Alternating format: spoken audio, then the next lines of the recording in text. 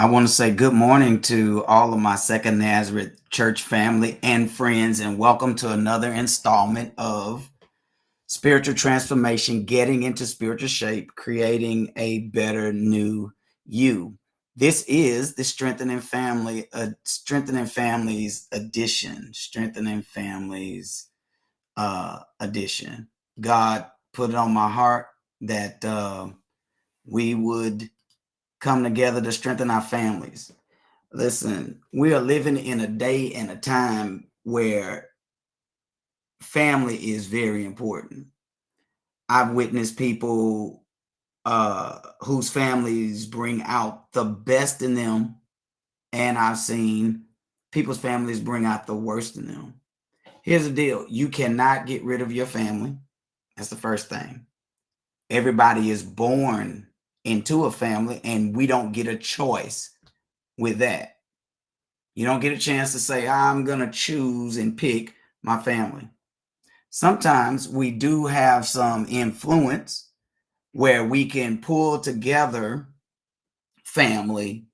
But when we talk about your blood family, your family of origin, you really don't have any say. You don't have any say. God has placed us in these families, and we all get a family, and sometimes there are things that go on in the family, and sometimes there are things that will stop families from actually being the family that God called us to be. And I'm going to tell you straight up, it's sin. Ever since Adam and Eve fell in the garden, it has been a struggle for the family because it puts strain in the marital relationship.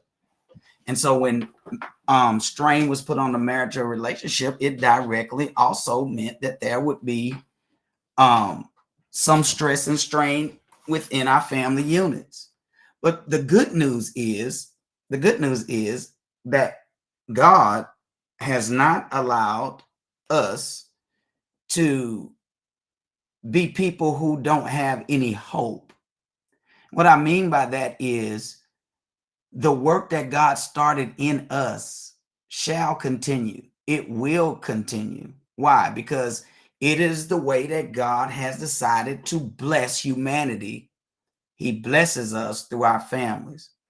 Our families are so important because they laid the foundation for our existence. They set the pace for what life is going to be and what our potential uh, is. Our families give us our first knowledge about who we are, who we were born to, our history, our heritage, all of that. All of that is found within the family. If the family unit is destroyed, our churches, our institutions of higher learning and excellence all suffer because there are prerequisites that you have to have in your formidable years, in your formidable in your formidable years, in those years where you learn everything. You learn how to talk, you learn how to walk, how to speak, how to express yourself, how to deal with anger, how to deal with sadness, how to deal with happy times, how to deal with bad times.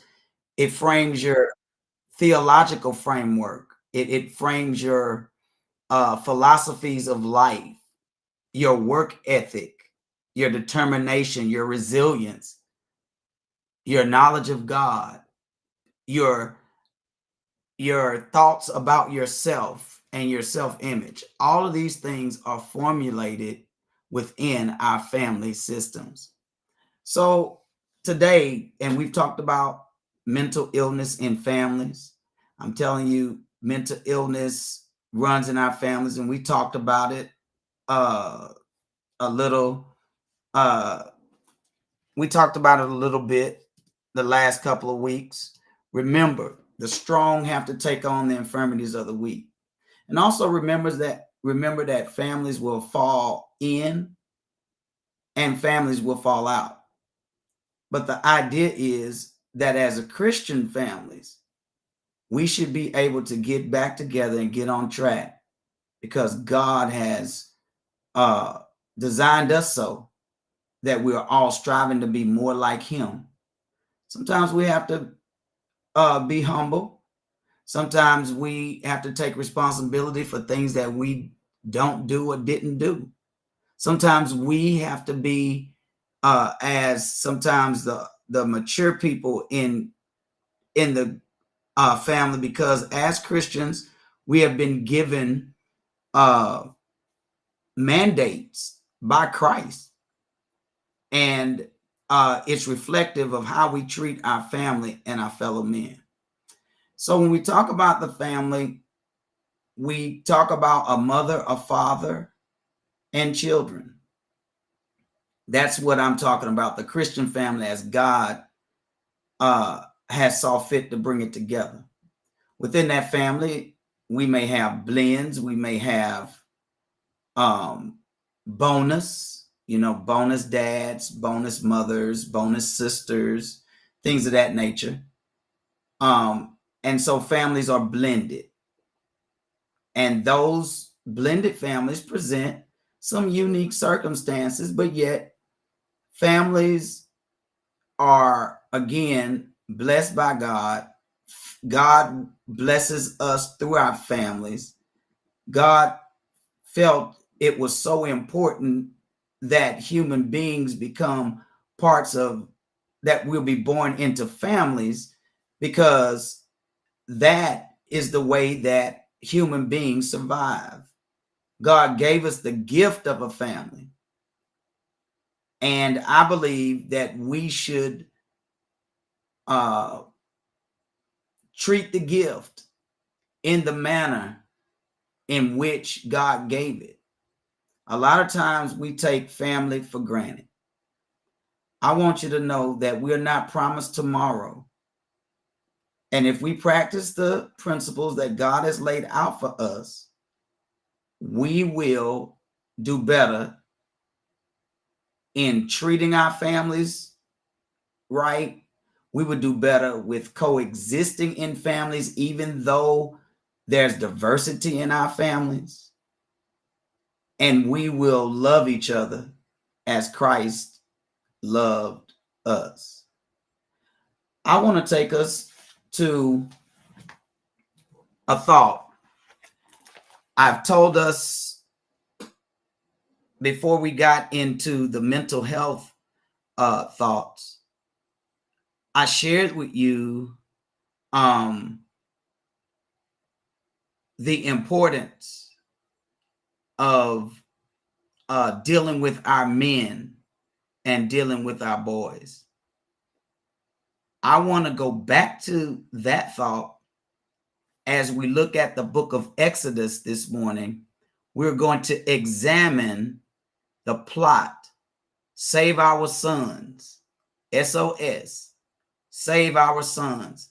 Save Our Sons is the organization that I am a part of, but I've started, and I'm going to start this movement and continue on this movement. We've opened it up with Guns in America, talking about our Black males 18 to 26 specifically, but all the way from birth to 30 is what I'm looking at. Why is this important? We'll talk about that today. Where are you getting this from? We'll talk about it today. Why are you focusing on the boys? Because it's an age-old practice. It's an ancient practice. It's been a practice that's been around for thousands of years. Bind the strong man, and you will take the family. So let's look at this from a biblical perspective. And we're going to do this for the woman. We're going to do this for the man, and we're going to do this also for the children and offspring, and talk about the importance of each in the family. We've already laid out the husband and wife scenario. Now we need to talk about why we need to save our sons, and why we need to get our boys not when they are teenagers and giving trouble or rebelling, or they've already gotten into a gang. That's too late. 14 too late, 13 too late. And what I mean by too late is they already have picked up and assimilated into groups with people that don't necessarily have their best interests at mind, and they've already gotten tainted by this world system, wanting to be a gangster, wanting to have the pants sagging down. It's an attack. And when you look at even the other side of the equation, you will be surprised at some of the agendas that's being pushed. I really wish this was the platform for me to talk about it, but this is not the platform for me to express why these things are important. But I am going to brush upon it, and we cannot talk about the importance of the African American family without addressing the system of racism and I'm talking systemic racism in America, as well as talking about white supremacy. A lot of what has been introduced into our culture, into our psyche that we take in, is really about the agenda of white supremacy. And so I know that people don't want to hear those things, and they think, oh, that's over with. Stop talking like that. That's what divides us. Knowledge is power. And if we do not talk about it, then that elephant stays in the room, and that proverbial elephant that's in the room continues to grow and continues to grow, but it becomes an hindrance. It becomes an eyesore. And it becomes a blockade for success and for growth. We are in America. We are Christians. We are different sects of Christians, but there are some things that the Black church, regardless of denomination, have to consider. And then there are things that we must consider as a people who are Christians, and then as African Americans in the United States. Some of this may make you uncomfortable today. And if you're uncomfortable, I understand. But let me tell you, good teaching and good preaching afflicts the comfortable and then comforts the afflicted. So today we are going to look at this as we look at the family and how the Black male, or the male, the man of the house, what his role, what his responsibility is. And then let's talk about the plot to destroy the family. I believe there are systems. I believe that there are principalities and powers. I believe that there are rulers of the darkness in this world. I believe that there is spiritual wickedness in high places. All of these things we are combating and fighting against as Christians. They can destroy our family. Remember, God blesses through the family unit. And if we can destroy the family unit and shake up families, then we will successfully have generations that grow up not knowing God and not living up to their full potential that God has for each in every one of us and our families. So let's look at this a little bit. Take you to some scriptures and let's talk about it.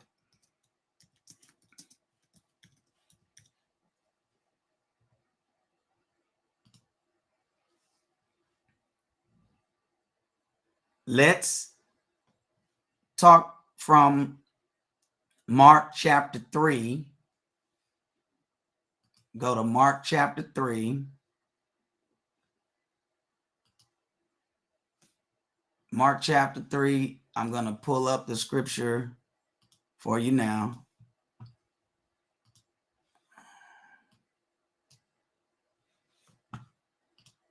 Mark 3. Mark 3 verses 27 through 29. But I want to focus on 27. Matter of fact, what I'm going to do is just look at the whole chapter. And then we'll go down here.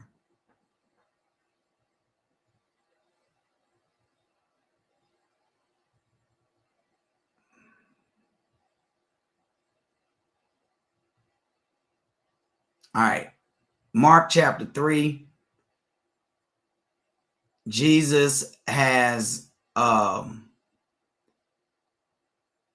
had withdrawn and leaving Galilee,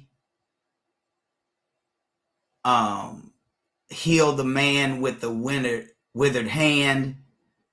And the Pharisees wanted to kill him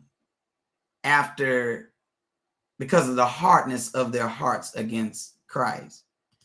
And so let's talk a little bit about what happens. So the Pharisees go forth and they took counsel with the Herodians against Jesus, how they might destroy him, in verse 6 of chapter 3 of the book of Mark. All right, that's where I am, y'all. Mark chapter 3. And so Jesus leaves with the disciples and they go to Judea. And so when he leaves Galilee, he goes to Judea, and these people from Galilee followed him, from Judea, from Jerusalem, from Idumea,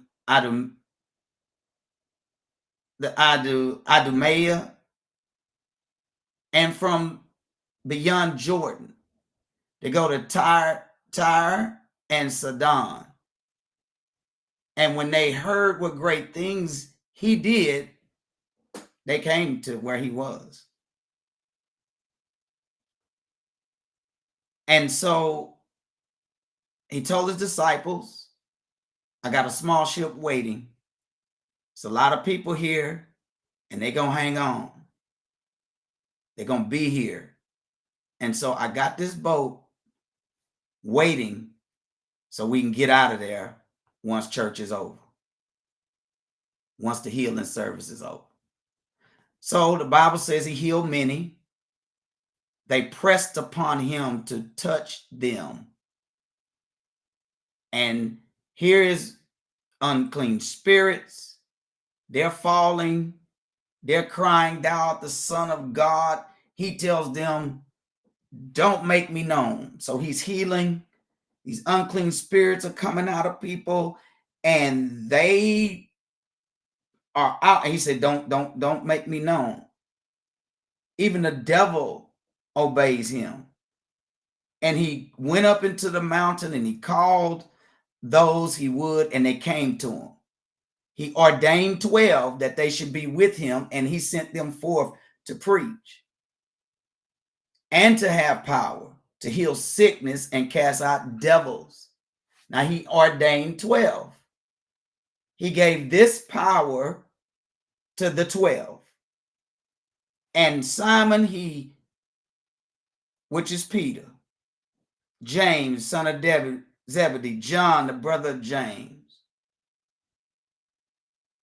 Andrew, Philip, Bartholomew, Matthew, Thomas, the other James, Thaddeus, Simon the Canaanite, and Judas, Y'all know what he did. He betrayed him, and they went into a house. The crowd came together again so that they could not eat. And when his friends heard it, they laid out and grabbed him, for they said, he is beside himself. And the scribes, the keepers of the law, they came down from Jerusalem. He had Beelzebub, and by the prince of devils, he cast out devils. They're saying Jesus. Jesus is out of control. He's beside himself. These scribes come down and say, he's got the devil, because it's by the devil that he's casting out these spirits. And in verse 23, Jesus said unto them, and said he talked to them in a parable. And he basically answers their questions, their statements, with a question. How can Satan cast out Satan? And he tells them in a parable. And if a kingdom be divided against itself, the kingdom cannot stand. And if a house be divided against itself, that house cannot stand. And if Satan rise up against himself and be divided, he cannot stand, but hath an end. Now watch this. I want y'all to understand that Satan knows that if he can get a house to be divided, if he can get people in the house to grumble and argue over the silliest and stupidest things, if he can get us to fall out over anything, and there are some serious infractions. I'm not talking about who ate my tuna fish sandwich. You know, shooting people over eating fish sandwiches and stuff like that. This is the way the devil works, to keep hell within a family. And if that house be divided against itself, that house cannot stand. If our families fall, this is what the devil wants. If Satan rise up against himself and be divided, he cannot stand, but he hath an end. In other words, if Satan is divided and rise up against himself, he cannot stand. If there is division in church, we cannot stand. If a house be divided against itself, that house cannot stand. That's why some families can't make it. It don't have nothing to do with anything except for that Satan wanting to destroy the family. And here is the key. Y'all, are you listening? Verse 27, no man can enter into a strong man's house and spoil his goods, except he will first bind the strong man. Once the strong man is bound, then he will spoil his house. If I can get the daddy, the strong man, not a woman that looks like a man, not a woman trying to be a man. This is the strong man. Look, if you don't have a man in your home, there's no strong man to bind. It didn't say bind the strong lady. If there's no man, I'm talking about if the husband and the wife are not together, if y'all not raising y'all children together, and he's not gone home to be with Jesus, or there's some kind of sickness that has happened, but if it is a human condition that we have brought upon ourselves by divorce, by choosing wrong. Sometimes we actually choose the wrong people. And sometimes we suffer abuse. Sometimes we suffer, and yeah, our home is not what it's supposed to be because we have not made godly choices. But whatever the case is, if you don't have a strong man, you're already at a disadvantage. And so what will the devil do? The devil will come in and spoil the house. So if he's missing, the devil will spoil the house. If the strong man is not there, what will he do? He will basically spoil his goods. That's what the scripture says. No man can enter into a strong man's house and spoil his goods except he's got to take out the strong man. What is the strong man? The man that is in God, the man that's in Christ. And this is why we have so much upheaval. We need godly, strong men in these houses and in these families. I don't care how much they tell you that they don't want a man. I don't need a man. That ain't the way God designed it, baby. And when you walk away from God's plan, there will be struggle. I'm not saying that single parent homes can't function, but look at what you're overcoming. God gives you grace to do that, but that's not his perfect will for you. 2 incomes are better than one. To be competitive in this market, you need 2 incomes in the house to move. And that ain't got nothing to do with God. That has to do with man and men's choices. Excuse me. But I want you to see, no man can enter into a strong man's house and spoil his goods except he bind the strong man. And then he will spoil his house. Now I'm going to show you why it's important. Why it's important. Let's look at Deuteronomy. I'm going to show you why it's important, okay? Deuteronomy 6. I'm going to show you something.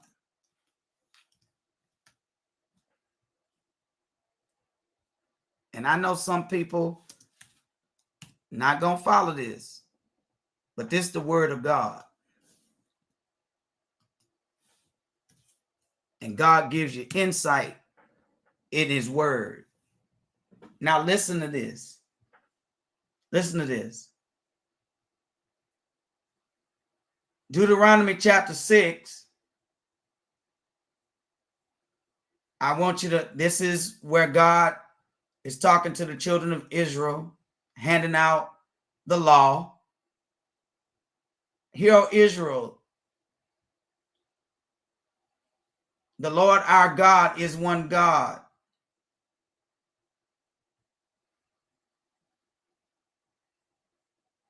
Let's go up. I'm just going to take my time. Now, these are the commandments. Chapter 6 of Deuteronomy, verse 1. The statutes and the judgments which the Lord your God commanded to teach you, that ye might do them in the land whither ye go to possess it, that thou mightest fear the Lord thy God. Here's one. The second thing is to keep all his statutes and his commandments. Obey God. That's 2, which I command thee.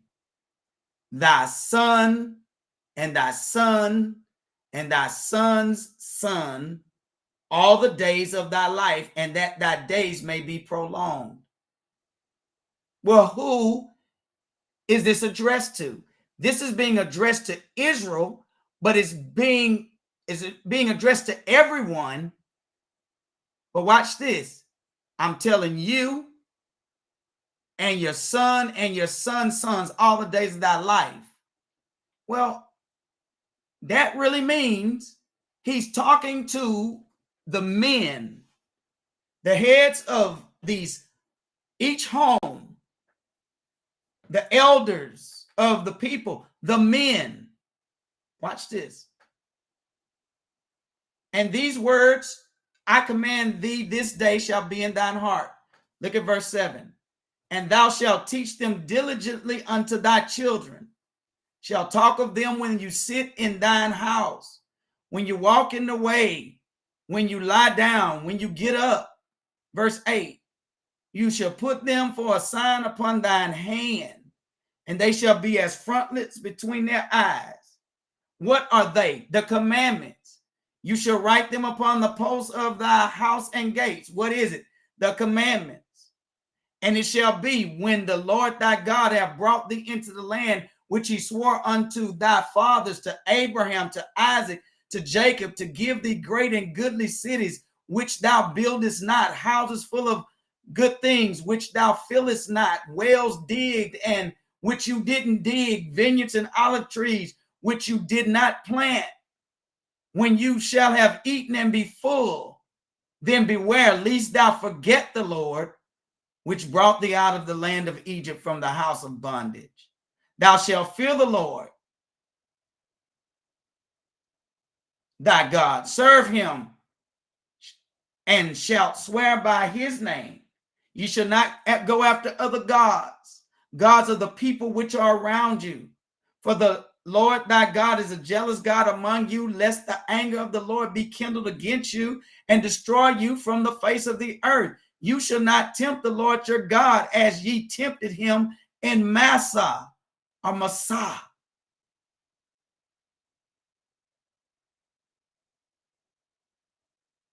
Ye should diligently keep the commandments of the Lord your God, and his testimonies and his statutes, which he commanded thee. And thou shalt do that which is right and good in the sight of God, that it may, in the Lord, that it may be well with thee, and thou mayest goest in and possess the land which swear unto your fathers. This is being addressed to all of them. But look at verse 25. And it shall be our righteousness if we observe to do all these commandments before the Lord our God, as he had commanded us. When our families are doing what God has told us to do, when we do it, he told the fathers to do this, to teach their children. He told these elders to do it. How do I know? Ephesians chapter 6, verses 1 through 6. Let's go there.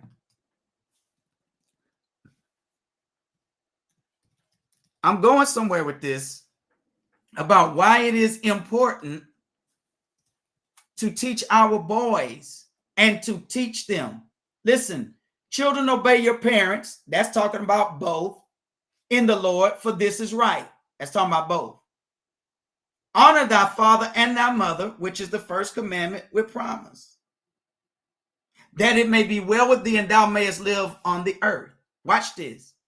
And ye fathers. See, fathers, this ain't talk about mothers. Fathers, provoke not your children to wrath. But look at this. But bring them up in the nurture and admonition of the Lord. And ye fathers. This is talking about the men. Don't be so overbearing on your children that you cause them to rebel, but nurture them up in the statutes of God. What are those statutes? What God has done for you, what he has commanded us to do. Servants, be obedient to them that are your masters according to the flesh, with fear and trembling in singleness of your heart, as unto Christ. Not with eye service as men pleasers, but as the service of Christ, doing the will of God from the heart. It's the father's job to bring up the household in the nurture and admonition of the Lord. And if you bind the strong man, let me take you back to Mark 3. So now you'll understand where I'm going with Mark 3. Look at Mark 3. Here's the argument. The argument is this. In verse 27, No man can enter into a strong man's house and spoil his goods, his family, his wife, his children. Can't get to you when you're a strong man. Who is the strong man? That's a strong man is one that has God, that follows the precepts, that looks out for his family, that does what God says. The only way that you can spoil his goods is if you compromise the man. Then he will spoil. Who is he? Satan will spoil his house. So here's what we do. Here's the strategy. If I want to stop God's people from being blessed and I want to have chaos in the world, all I have to do is do what? Keep men from becoming strong men. If I keep them, here's Satan, how he works, from becoming strong men that do what God says and teach their families, be the priest to their families, because the man is the priest of his home, right? Am I right? The husband ought to be the priest of the home. He should be.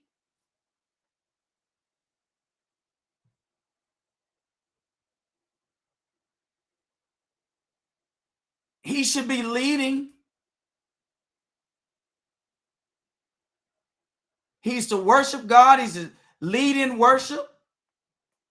When you have a man leading his family at church, in worship, in what's right, along with a helpmeet, the wife, and they're ruling together in their home. She's doing what she's been called to do. He is taking responsibility. Remember, it's not about what you're doing, it's who's responsible. Adam and Eve could do the same things, but God was not holding Eve responsible. He held Adam accountable and responsible. Yeah, he made her to come alongside. It's not a remarkable thing that sisters can do that. Yeah, they're supposed to do that. Y'all supposed to be able to do the same things. Why? Because y'all a family unit. Remember, you're a helpmeet. You come out of the rib from the side of Adam. Y'all supposed to be side by side working in your family. But guess what? God holds him accountable. Look at this scripture. You can't go into a strong man's house, spoil his goods. The devil can't get in there until he get the strong man binded. How does he do that? Through sin. Through sin.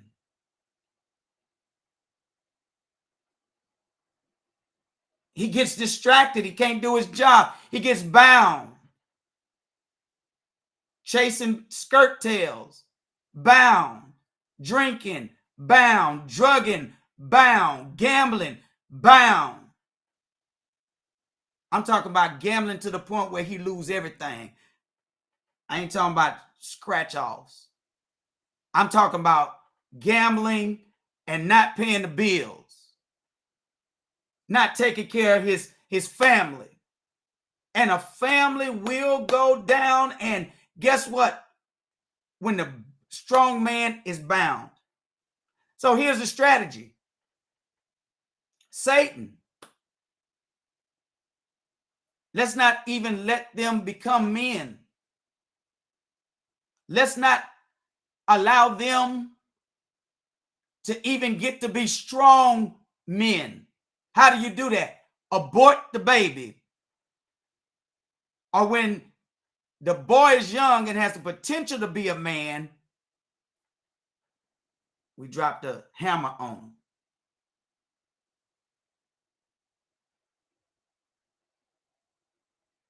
And in our society right now, what you are seeing as part of a white supremacy platform is to bind the strong man, but they've gone a step further. That's why they never saw us as a man. Do you remember in the civil rights movement, you would see people carrying around the sign that says, I am a man.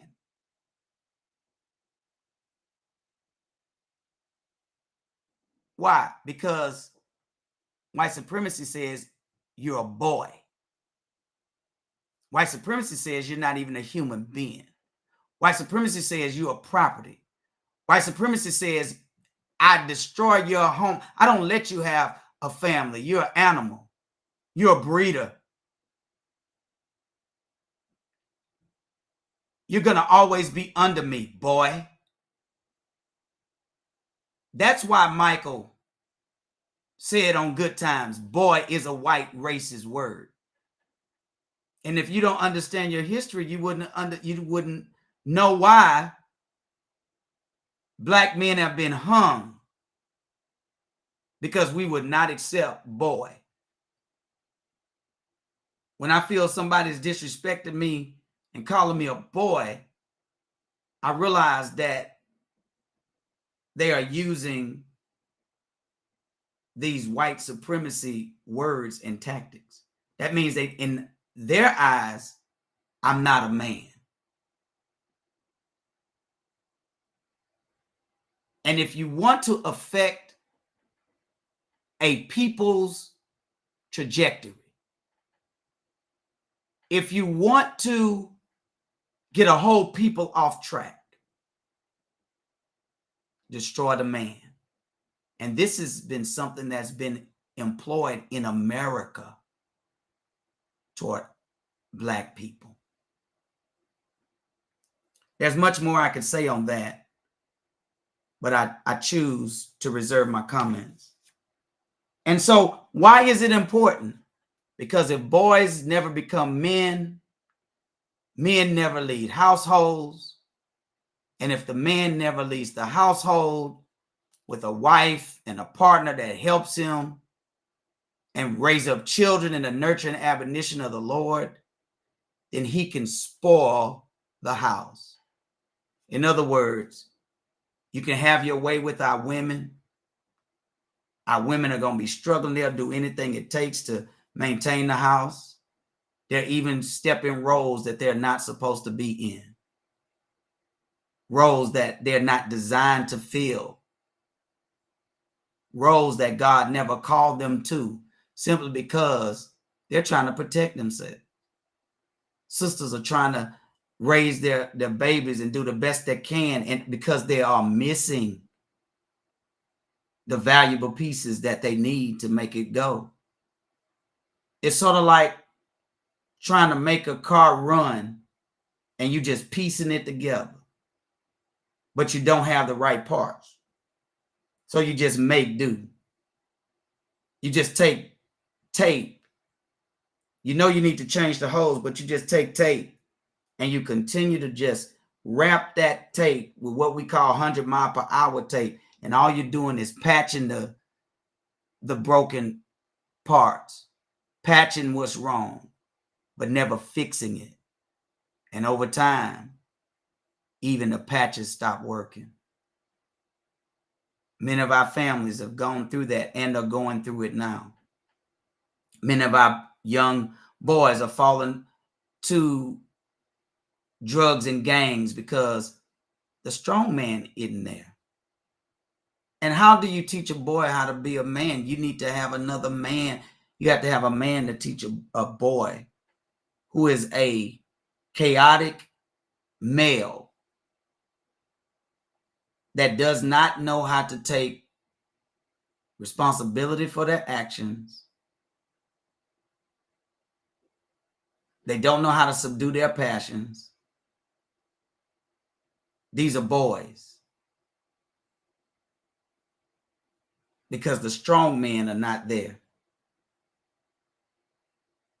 I'm telling you, you need that man in that boy's life. It's ideal for him to be in the house. And if you can't get that man, you need to get a man that is in God. Daddies, uncles, cousins, whatever it may be. If you're dating and he's a strong man and he's a Christian man, he would know how to conduct himself in a dating situation, but he'll know how to treat you and your children. Buying the strong man. Pictures of African American males dressed up like women, looking like girls, wearing dresses, transgender, wearing makeup. I don't even like to see a man with 2 earrings in their ears. I don't even like to see a man with earrings, period, because it's not something that we should be wearing. Oh yeah, oh they did it in the Egyptian days. They did it here and there, and blah blah blah. Don't you know that some of those things are symbols of slavery?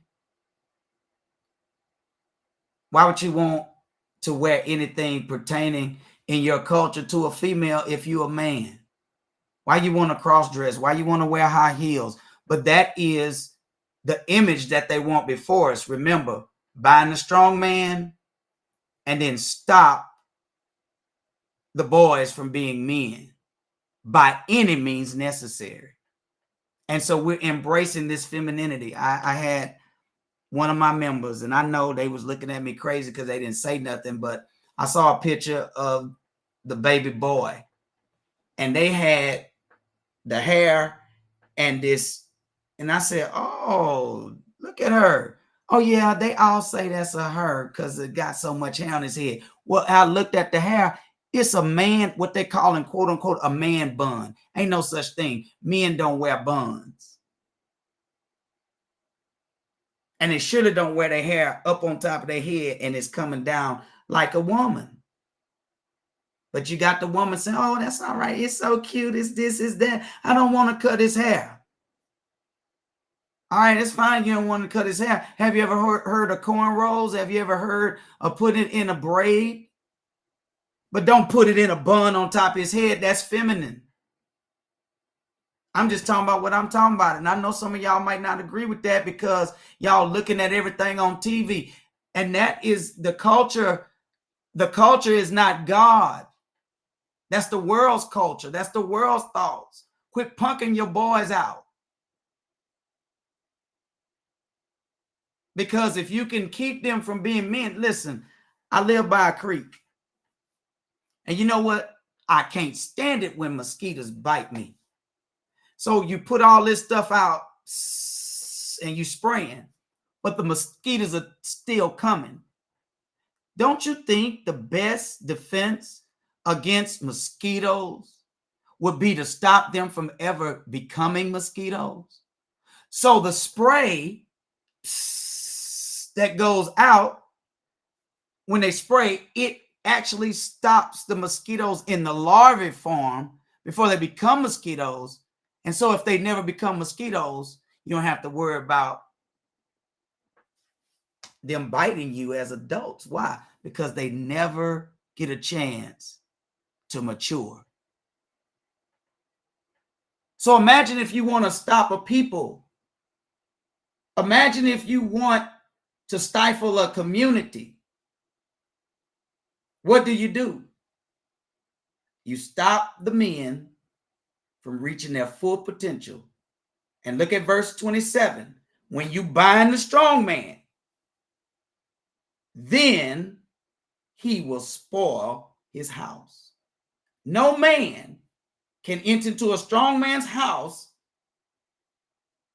and mess with his family, destroy his family, rape his daughter, punk his son, except he bind the strong man. And then he will spoil his house. All that will lead to the deterioration of a whole people. Now let's talk about how this works. I'm going to give you a picture. Let's go to Exodus. This is dealing with the children of Israel. Children of Israel, through Joseph, had come to live in Egypt. And let's look at what happens that causes them to be enslaved. And let's look at what Pharaoh decides to do as a remedy for this issue.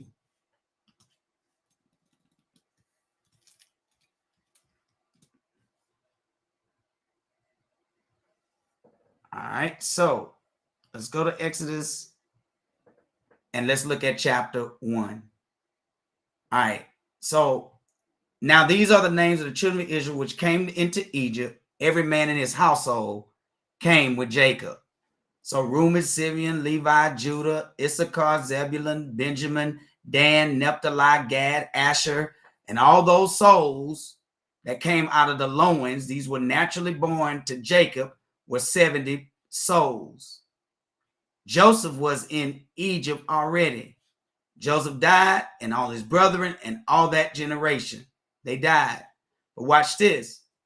But the children of Israel were fruitful and increased abundantly and multiplied and waxed exceeding mighty as the land was filled with them. Now watch this. Now there arose up a king, a new king over Egypt, which knew not Joseph.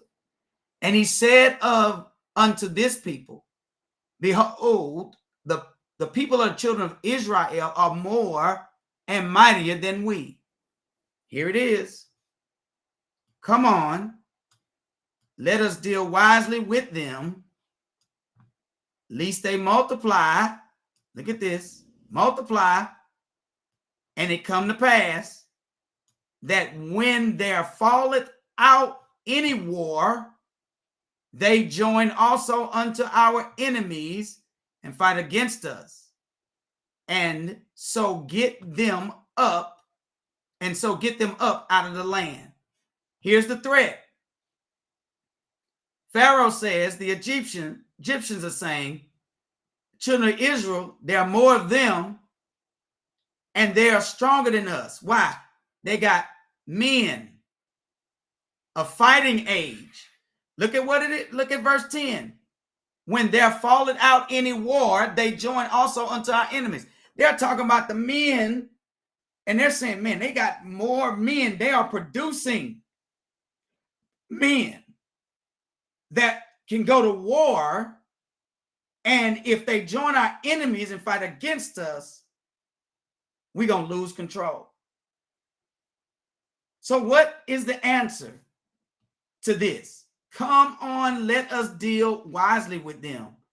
It's already a plan. The plot, the fix is in. There's a modern day Pharaoh. And Pharaoh is more of a philosophy and a concept. But there is a Pharaoh.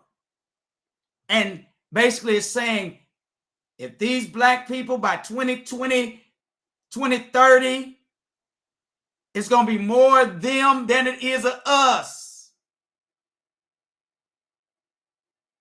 Come on, let's deal wisely with them. At least they multiply. And if it gets crazy here in America, these people could overtake us because we are now becoming the minority. This is all about power dynamics, y'all. And white supremacy in this modern time is this thing that wants them to keep us under wraps. The abortion fight isn't about anything but white supremacy. We got to stop these young white women from having these children. I mean, we got to stop them from getting rid of these children. Because in order for us to stay on top, we got to maintain these numbers. Come, let us deal wisely with them. So let us deal wisely with them. That don't mean talk to them, negotiate with them. It's saying, come on, we got to get ahead of this and let us see how we can keep them under our feet. So what did they do? They set over them taskmasters to afflict them with their burdens. And they built for Pharaoh treasure cities. Don't that sound? Look, and they built the South. And they built the plantations. Don't that sound the same? And they built Pharaoh treasure cities. Pithom, Ramesses. But the more they afflicted them, the more they multiplied and grew. No matter what you did to the black folks, we multiply and we grew. How do you do that? You have sex with your women and you produce children. The more they tried to stop them from growing, they continued to grow. They couldn't control it. And they were grieved because of the children of Israel. Don't that sound like us? In slavery, they tried to stop, but we grew. In them harsh conditions of chattel slavery, we grew. And guess what? The term white man's burden. And they were grieved because of the children of Israel. In America, white man's burden. You brought us here. Now you got to take care of us. Burden. Who are our daughters going to marry? Because one drop make you black. So what you do, you control. What do? You bind the strong man. If you want to stop it, I'm just showing you, here is the strategy. This is how the children of Israel were afflicted in the Bible, but I'm paralleling it to our plight. I'm talking about principles and precepts. Look at verse 13. And the Egyptians made the children of Israel to serve with rigor. And they made their lives bitter with hard bondage in mortar and brick. Don't y'all know we built the White House, the government buildings? You could actually hire out your slaves. The white people could hire out their slaves to the federal government. Federal government hired them out. I'm talking about our founding fathers. You know, George Washington, who y'all love so much. He my daddy. Thomas Jefferson, who you love so much, who was creeping with Sally Hemings, who was his wife's actual sister, because it was his father-in-law's offspring. She was a mulatto woman. She wasn't that brown-skinned thing. No, she was light-skinned honey. And Thomas Jefferson couldn't keep his hands off of her. And he fell for this black woman. But don't think it was a mutual loving relationship. It probably was rape. Don't think it was a loving relationship, because if Sally could have had her choice, she wouldn't have been in bondage with her children. And I want you to remember, slaves were free or enslaved due to the status of the mother, not the father. The father could be white, black, French, but if the mama was a slave, the child was a slave. And then I could talk some other stuff about the power dynamic, because the minority that's in a relationship with the majority does not have the power in the relationship. That goes for men and women and their men. But look at this. And the king of Egypt spake to the Hebrew midwives. So that's Pharaoh. He spoke to two Hebrew midwives, Shiphrah and Puah. And he said to them, when you do the office of a midwife to the Hebrew women, look, lead the girls, see to them upon the stools, if it be a boy, kill him. Look at it, verse 16. I'm showing you this isn't nothing new. If it's a boy, kill him. Don't you see that so prevalent in our society? It's not the attack on the black female. The attack is on the black male. This is genocide. Kill him. Kill who? The boy. But if it be a daughter, let her live. Because if it's a daughter, a girl, we can go into the girl and produce children. We can produce others that are not Hebrew, and we can still control them if we want. And then if it comes down to loyalty,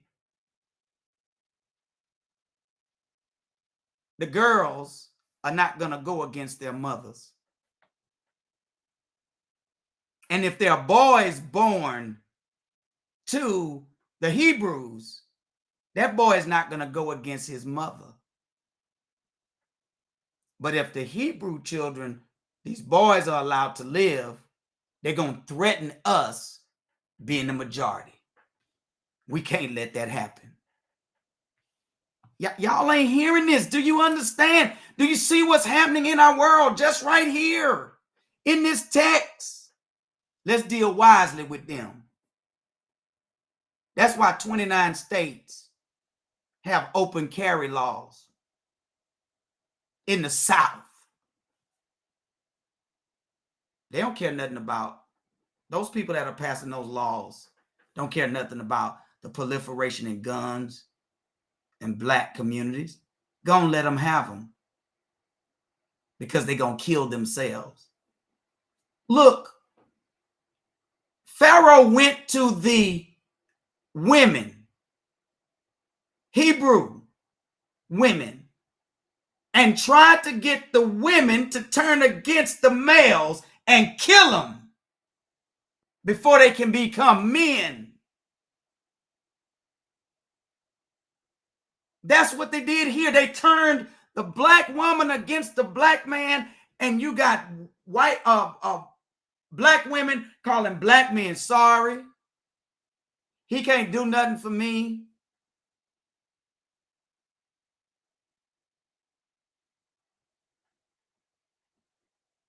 When she get mad at her man, she call him a boy. Boy, please. Boy, you need to go on somewhere. Or she calls him the N word, because she's using what the oppressor has taught her to destroy, to tear down, to kill her own. Every time you speak against that man, you're buying in to that devilish concept called white supremacy. And it's all designed to destroy you because they don't like you. And they'll try to get you to do their dirty work. Ladies, don't let the devil use you. They let drugs come in our neighborhoods because they know that if the women don't nurture these boys, they're going to grow up full of anger, full of rage. And they're going to lash out. Oh, black people are so violent. Hell yeah, we violent. You know why we violent? Because we're lashing out. Yeah, there's going to be some violence when you can't do nothing about your situation. And so what do? You turn on each other.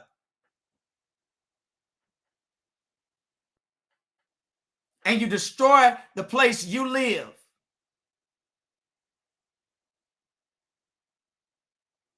They don't want to do nothing about it. Oh, let's go ahead. Give them guns. Let them kill each other. Put them in the projects. At least we know where they are. And now we've gotten smart enough to realize we don't need mass concentrations of poor people. So now they tear down all the projects and then they scatter us. And then they come in and then they buy and develop the land and bring themselves back into the city. And then they push us out. And if we can never be connected and unify, then we're no threat. Kill our boys. Turn our women against their own. Do you see the strategy? That's white supremacy at its best. And I know y'all think it's hunky-dory. We had Barack Obama and he's the president. All that's great. That's fine if that's what you believe. And so we don't need affirmative action and this, that, and the other and blah, blah, blah. So you know what? You know how you do that? You know how you fix that? You get one Uncle Tom. You put him on the Supreme Court.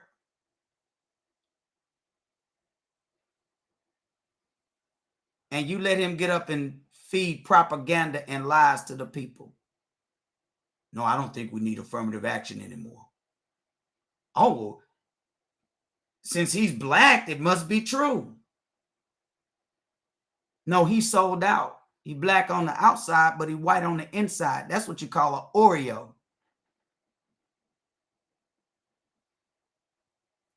And that's all a part of Satan's plan. They want to kill the boys. Let the girls live. Oh, let me tell you, you ain't a man in that other culture until you sleep with a black woman.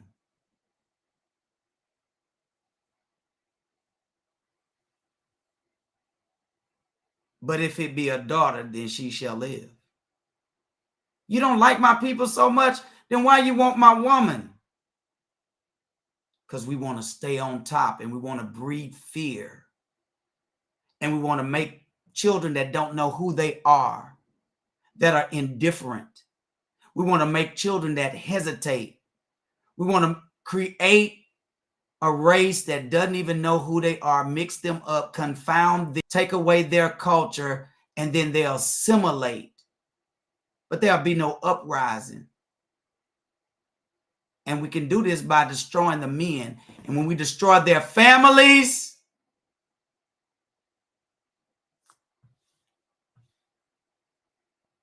we don't care nothing about them. We don't care nothing about your families. Look at this. Look at this. But the midwives feared God and did not as the king of Egypt commanded them, but saved the men, children alive. We have got to save the men, children. And how do we do? Look, if you fear God, they defied the king and they saved the men, children alive. Sisters, you got to resist the destruction of your own people. Quit saying all we got is sorry black men. There ain't no women, there ain't no men out here for our girls. You know why? Because we're not nurturing them. You know why? Because we have bought into the concept of the oppressor. They have used psychological means to get you to turn against your own.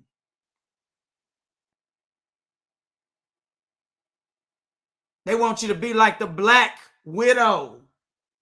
Black widow. What they want you to do? Eat your men alive.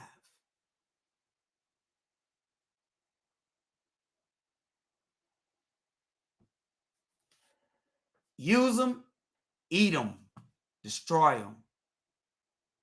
I see y'all clicking off of here real quick. I know it's because I've gone over my time. Can't be because of the content.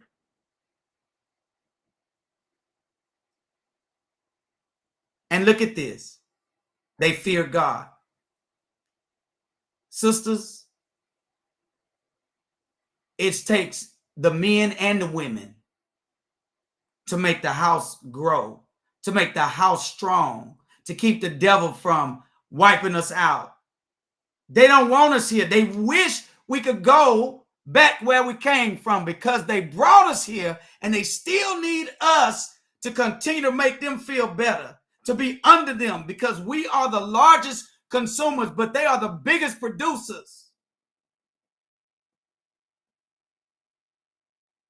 So they work us and then turn right back around, take from us because they produce the commodities and the goods that we buy. But these women defied. They saved the men, children alive. And in verse 18, and the king of Egypt called for them and said unto them, why have you done this thing and have saved the men, children alive?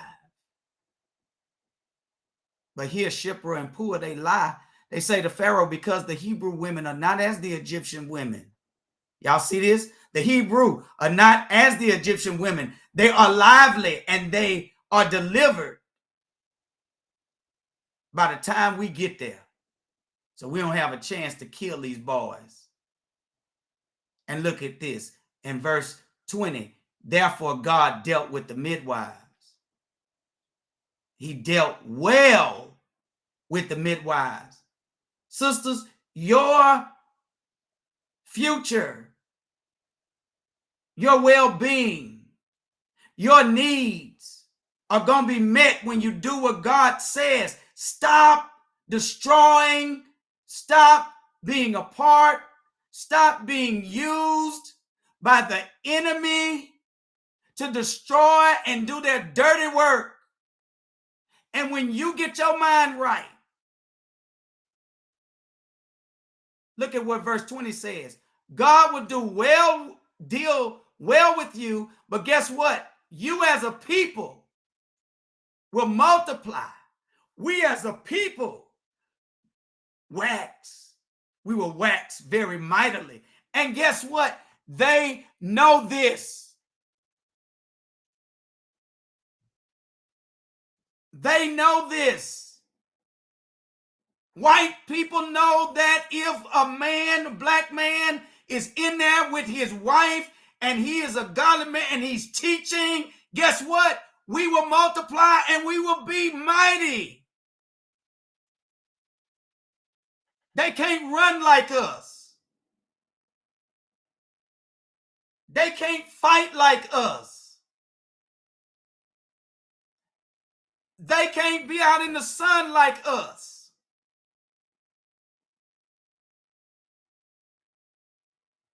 We are superior in everything we do. And it ain't me that's saying, oh, we superior. God made us that way. And you see some black babies come out, boop, boop, boop. They muscled up. They come out already with a build. Why you think they want the Egyptian women ain't like them Hebrew women?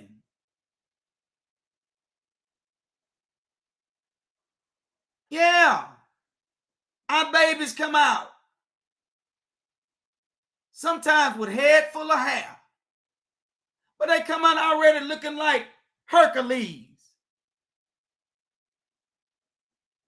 We are a mighty race, and they know that if we control our destiny, there ain't nothing you can stop us from doing. That's why the guns, listen, y'all talking about Trump and guns. Do y'all know that when Barack Obama was elected president, you had little white children crying, and white America was saying, oh Lord, we're going back to slavery. He is going to enslave us now. That's what they were saying. Obama is going to enslave us. And what did they do? They bought guns in record numbers. We don't manufacture no guns. That's in other people's hands. We don't manufacture guns. We don't sit at home and make ammunition. So during the pandemic, what did they say? It's a shortage.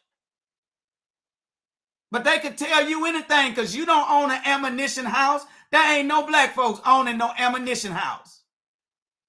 So guess what? If they got the guns, they ain't going to be able to loot over here because guess what? You can have a gun, but it ain't nothing without what? Ammunition. And so during Barack Obama's term, guns in a record number. They were trying to start a race war. Remember, they killed 9 people in the black church. What was it about? White supremacy. Dylan Roof. They tried to start a race war because they want an excuse to just start killing black folks.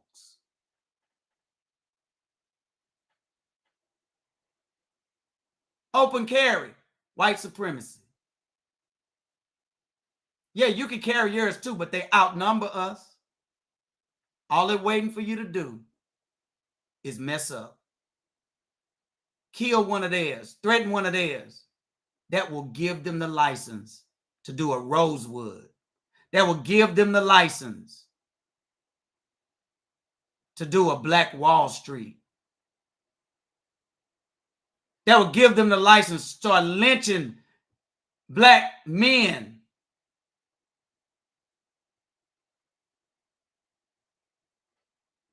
Look at this. It came to pass because the midwives feared God that he made them houses. But look, and Pharaoh charged all his people saying, every son that is born, you shall cast him into the river, and every daughter ye shall save alive.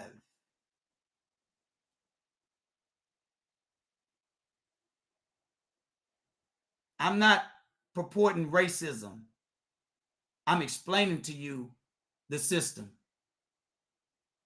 Why do you think the black woman and her children can get assistance from the government?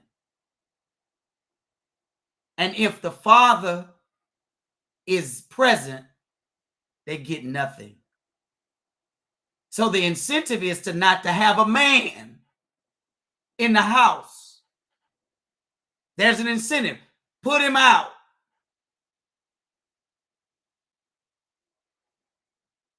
And when you buy into it and you call him a nigger, and you call him a sorry nigger, and you say the same word that the oppressor uses, whatever a man thinketh in his heart, so is he, then he will be a nigger. And what is a nigger? A lazy, shiftless person. They want you to use those words.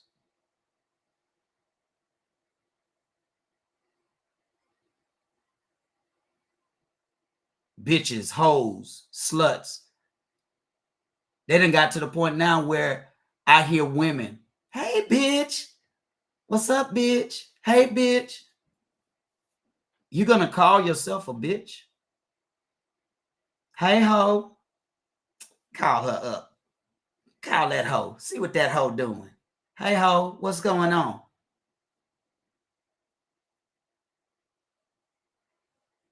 You don't never hear, you don't hear that in other cultures. And all he wants to do is keep you down under their feet. Kill the boys. That's why it's so hard for our sons. Kill the boys.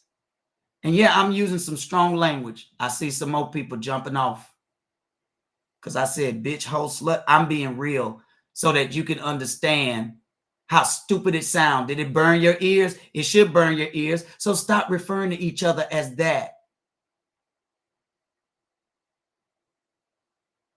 They want to refer to you, the man, as everything but a man. Stop helping the enemy. Wake up and realize that we're a beautiful people. Remember, white can't do nothing but make white. But black can make every color of the rainbow. What I need y'all to understand is the plan is to remove the man from the presence of God, to remove the man from being the priest of the home, to bind him up so that we can have our way with your daughters and your wives. So get him out of the house. You ought to want to see a husband or the man in the home with the family. You bring him here, you got to go. So you know what she gonna do? She gonna tell him to go. So they can keep controlling the family. You keep on getting this $800 a month in this food stamp card. If you keep that boy away from here, and now I'm your daddy. I'm your man. Let me ask you this. When I say this to you, there is the, look over there. There go the man. Who you looking for? When I say, here come the man, who you looking for? You sure ain't looking for no, I tell you who you're not looking for. When somebody say, there go the man, you're not looking to see a brother. You're not looking to see a black man. Who you looking to see? When they say, there go the man, I'm going to let that sink in. That's why they call us boys. That's why Michael did not want to be called a boy. Because in their eyes, we're never a boy. In their eyes, they are the man. And they've convinced us, male and female, that they are the man. You got to pay attention to what you're saying. You got to pay attention to the words. This is why we got to save our boys. This is why we got to get to our little boys so that we can show them that they are not boys. They are really young kings, young princes, not princesses, young princes.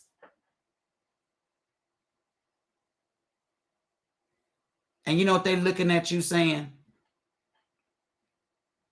Look at them. If they could ever come together. We know that if they come together, listen, they know this. If they come together and these women and these men come together, look at this. Verse 20, that will happen.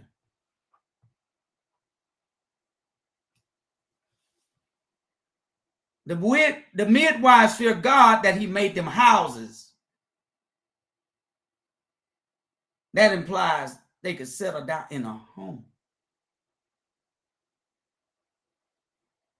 God will deal well with us. He will bless us when we are obedient to him and we push this thing off that Pharaoh has tried to push on us.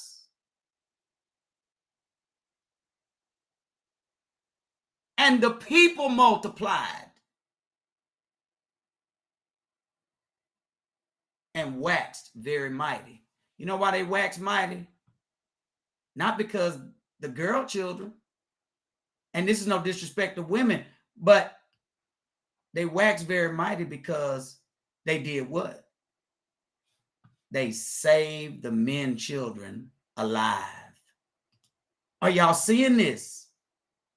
These are principles, and it makes a difference. We're going to put a pin in it right here. We're going to come back to this tonight. I'm going to continue to talk to you about why we need to save our sons. SOS.